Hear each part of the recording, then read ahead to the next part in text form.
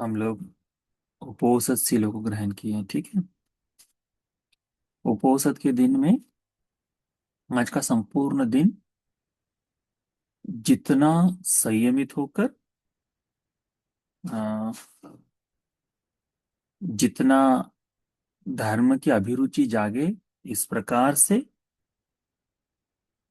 मन को एकाग्र करते हुए मैत्रीपूर्ण यदि पूर्ण दिन बिताते हैं आप लोग, तो ये बहुत ही लाभ की बात होगी।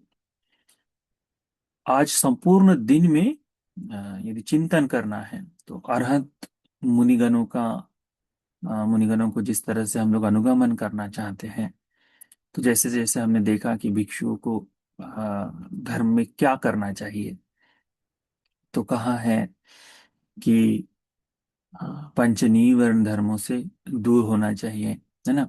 तो पंच नीवर्ण धर्मों से दूर होने का प्रयास करना चाहिए। करते करते सद्धर्म का चिंतन मनन करना चाहिए।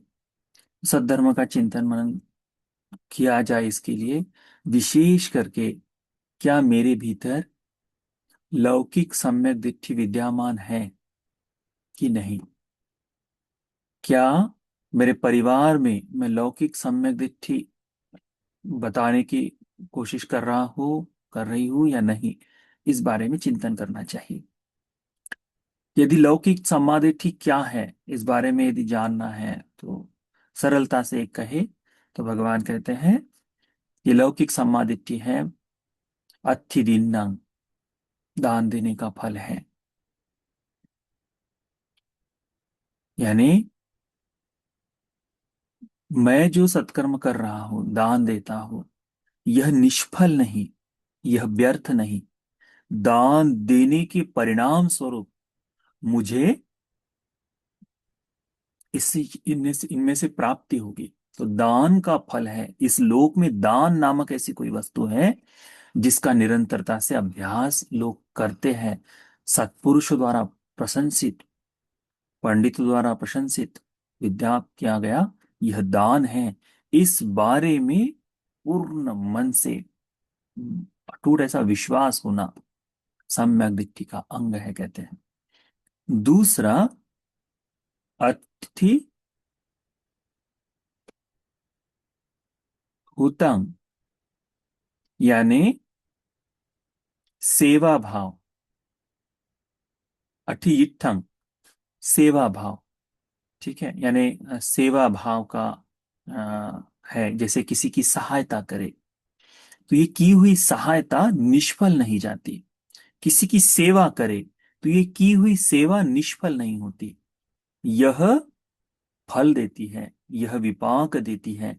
यह हमारे जीवन यापन के लिए, इस जीवन में नहीं, आने वाले संसार के यापन के लिए सहायक बनती है। जैसी जैसी सेवा करेंगे वैसा वैसा फल मिलते जाएगा करके विश्वास, यह होता है अट्ठियुतम, अट्ठियिट्ठम। इसका मतलब होता है यज्ञ। तो यज्ञ कैसा, त्याग का। ठीक है। तो हम देखते हैं कि अनेकों बार हमें अ, अंग्रेजी में कहे तो कॉम्प्रोमाइज करना पड़ता है बहुत सारी चीजों के लिए, है ना। तो बलशाली पूर्वक करे उससे अच्छा है स्वेच्छा से किसी चीज का त्याग करे। त्याग दे किसी चीज वस्तु को, किसी सत्कर्म के लिए त्याग दे, किसी कार्य के लिए, किसी व्यक्ति के लिए जो कुछ त्याग करे, है ना। माता पिता अपने बच्चों के लिए अपनी खुशियों को छोड़ देते हैं, है कि नहीं। हम्म। तो थोड़ा बहुत बड़ी तकलीफ से जीवन जीते हैं, तो ये त्याग जो है इसका भी फल है, इसका भी फल है। दान का फल है, सेवा का फल है और त्याग का फल है। इस बारे में विश्वास होना चाहिए। मन में ऐसा भाव ना आए कि अरे यह दान दिए तो व्यर्थ हो गया, अरे ये दान दान दिए तो व्यर्थ हो गया, अरे ये सेवा किए तो व्यर्थ हो गया, अरे इसको त्याग कर भी क्या फायदा, है ना। इस तरह का यदि मन में भाव जागता है तो वहां हमारी सम्यक दृष्टि डगमगा रही है। सम्यक दृष्टि पर हाँ, क्षण भर के लिए उस कर्म का विपाक देखते हुए या किसी उस जिसके लिए सहायता किए उसके प्रति देखते हुए मन में ये भाव आ सकता है कि इसकी तो बिना काम से ही मदद कर दी है तो दूसरों का नुकसान ही करेगा।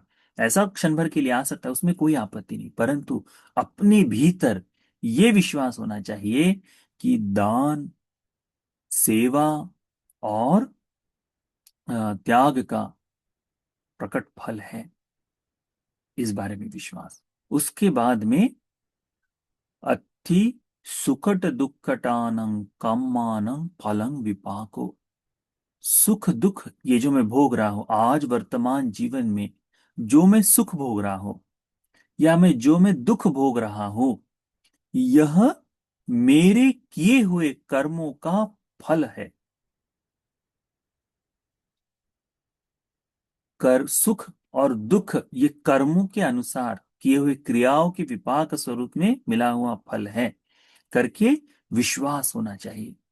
तो इस कारण से व्यक्ति आने वाले जीवन के लिए, अपने आने वाले समय के लिए वह अधिक मेहनत करता है, अधिक परिश्रम करता है। वह केवल शरीर का परिश्रम नहीं, और आचरण से भी वह, कि यदि मैं किसी को अपशब्द कहूं तो इस अपशब्द कहने का जो विपाक होगा वो तो मुझे मिलेगा। यदि मैं किसी को नीच समझकर बात करूं, इसको अपने से कम समझकर करूं, तो उसका भी विपाक मिलेगा। जैसा हम दूसरों के प्रति भाव रखेंगे वैसा ही हमें ये मिलेगा, इस बारे में विश्वास। वो कहते हैं कि कर्म कर्म फल पर विश्वास होना चाहिए। ये सम्मा दिट्ठी का अंग है, सम्मा दिट्ठी का अंग है। आज वर्तमान में देखा जाए तो इससे बहुत से लोग समझ ही नहीं पाते। वो कहते हैं नहीं, हम जैसे है वही है, कर्मों का फल वो तो सब तो ईश्वर की देन है, यदि वो चाहेगा तो सब कुछ हो जाएगा। नहीं हो सकता, अपने ही कर्मों का फल स्वरूप से हमें भोगना है। ये जो सुख दुख भोगते हैं ये कर्मों का फल है, इस तरह से। फिर अत्थि माता, ये जो माता है, जो जन्म देने वाली माँ है, ये विशेष है। अत्थि पिता, ये जो पिता है ये विशेष है, ये विशेष है करके भगवान कहते हैं। ये हमने बहुत अच्छी तरह से जान लेना चाहिए, समझ लेना चाहिए। ये हमें समझ लेना चाहिए। हमारा मनुष्य का जीवन इतना दुर्लभ है, इतना दुर्लभ है। हाँ हाँ, आज हमको मनुष्यों की संख्या बहुत दिख रही, परंतु फिर भी मनुष्य जन्म इतना दुर्लभ है कि उसी तरह से यदि उपमा कहे कि कोई व्यक्ति यदि चार अपाय में, चार अपाय यानी प्रेत लोग हो जाए, जानवरों का लोग हो जाए, असुर लोग हो जाए, या फिर निरय हो जाए, इन चार लोकों में यदि कोई जन्म ले, वहां से ऊपर आना कितना मुश्किल है। तो उसी तरह की एक उपमा है कि कोई काना कछुआ, या फिर एक एक आंख से अंधा कछुआ 100 वर्षों में एक बार सांस लेने के लिए ऊपर आता है। इसी समुन्दर में, समुद्र का कछुआ तो 100 वर्षों में एक बार सांस लेने के लिए ऊपर आता है। इसी समुद्र में एक लकड़ी तैर रही है जिसके अंदर से एक छेद है। ठीक है, एक लकड़ी का बड़ा सा पट्टा, उसमें छेद है।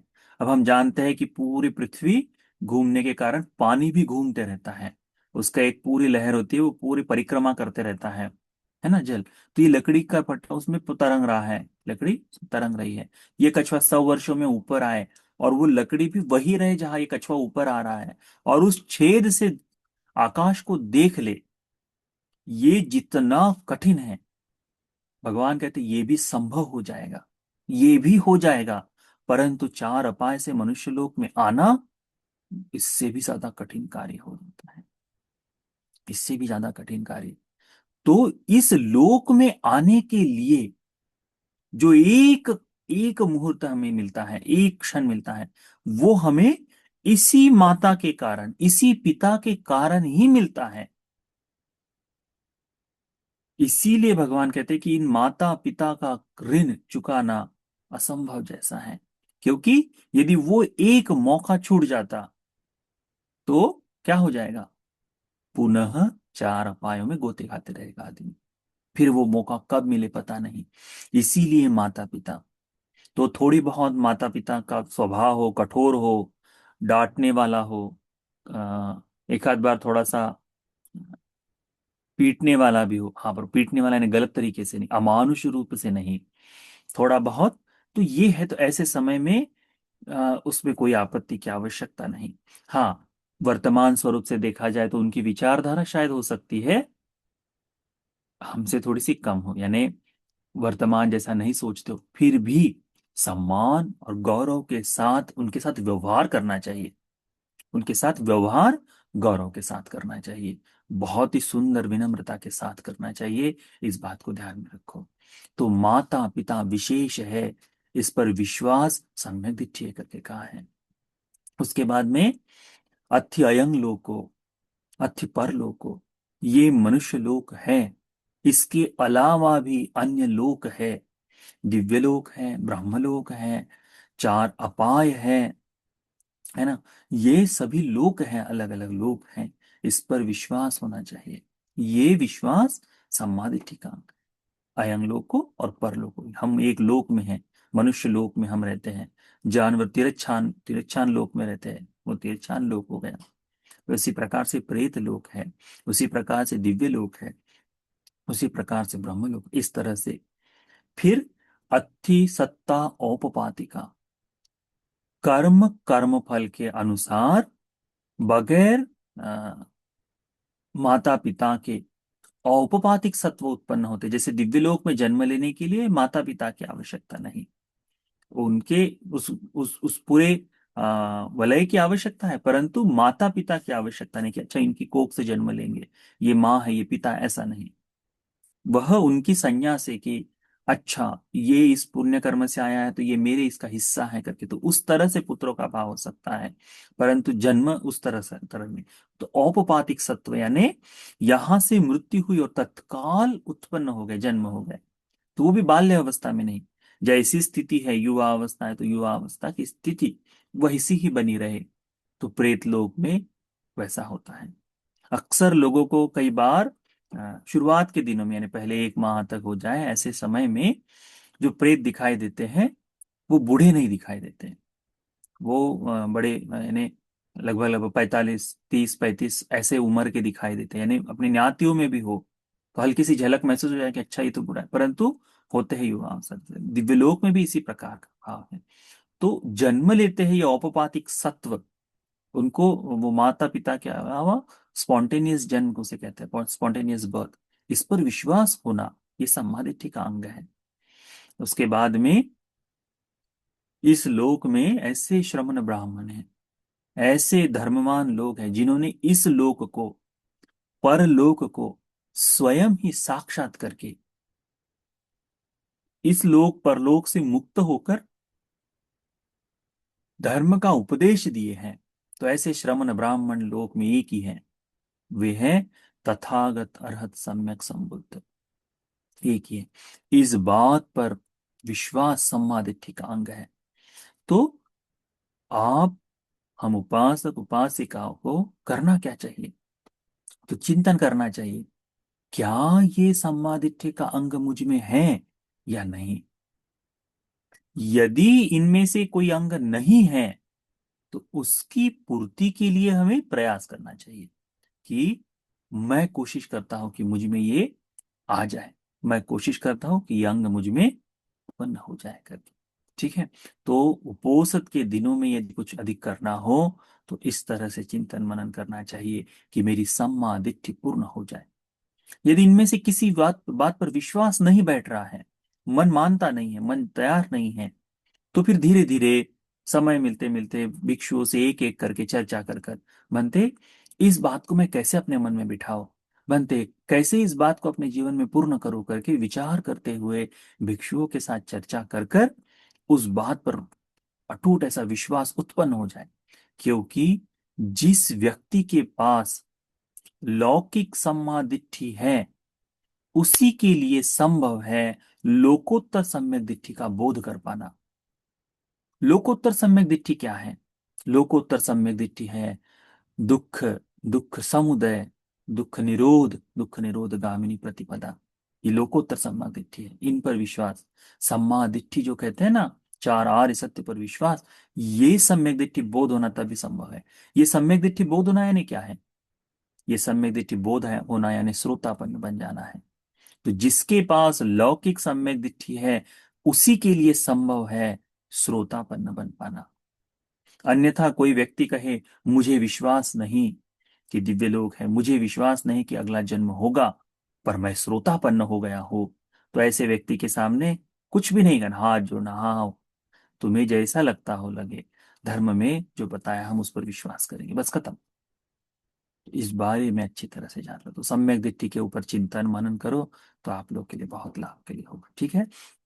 तो यह उपोषद के दिन में सम्यक दृष्टि के बारे में चिंतन मनन के लिए भगवान ने जो बताया, उस भगवान के बताए हुए धर्म को हम जो चिंतन मनन करने के लिए बता रहे हैं, यह धर्म की बात हम सभी को लोकोत्तर लौकिक सम्यक दृष्टि से युक्त होने के लिए, लोकोत्तर सम्यक दृष्टि के लिए आवश्यक धर्मों को उत्पन्न करने के लिए यह धर्म का उपदेश उपकारी हो जाए।